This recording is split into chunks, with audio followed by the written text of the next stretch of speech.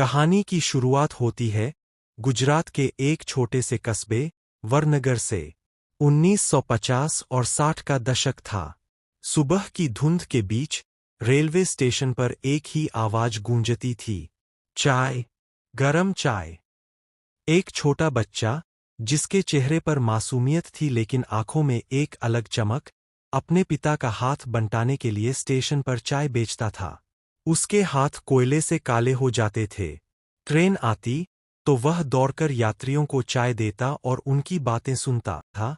वह उन यात्रियों की बातों से दुनिया को समझ रहा था। उस बच्चे का नाम था नरेंद्र। जैसे जैसे नरेंद्र बड़ा हुआ, उसके मन में देश के लिए कुछ कर गुजरने की आग लगने लगी।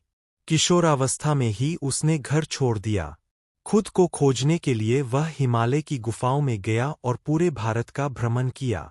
उसने गरीबी को किताबों में नहीं पढ़ा था, उसने गरीबी को स्टेशन की पटरियों पर जिया था। वापस लौटकर उसने अपना जीवन राष्ट्र सेवा में समर्पित कर दिया।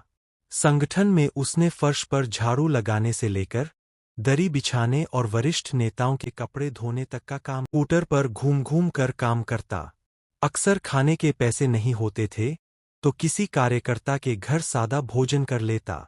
यह वो दौर था जिसने उसे जमीन से जोड़े रखा। फिर समय का पहिया घूमा। उसे गुजरात का मुख्यमंत्री बनाया गया। एक बहुत बड़ी चुनौती थी, लेकिन उसने अपनी मेहनत से गुजरात को खड़ा किया और विकास का ऐसा मॉडल तैयार किया जिसकी चर्चा पूरी दुनिया में होने लगी।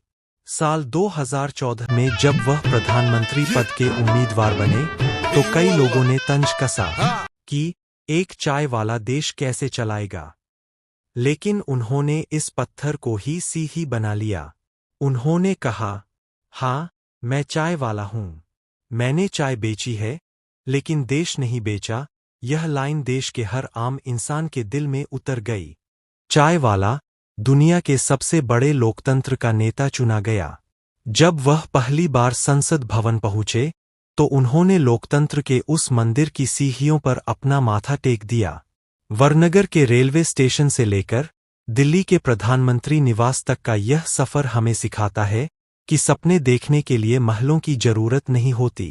अगर आपके इरादे नेक हों और मेहनत में ईमानदारी हो तो आपकी किस्मत। ऐसे अद्भुत वीडियो देखने के लिए हमारे चैनल को लाइक और सब्सक्राइब करें।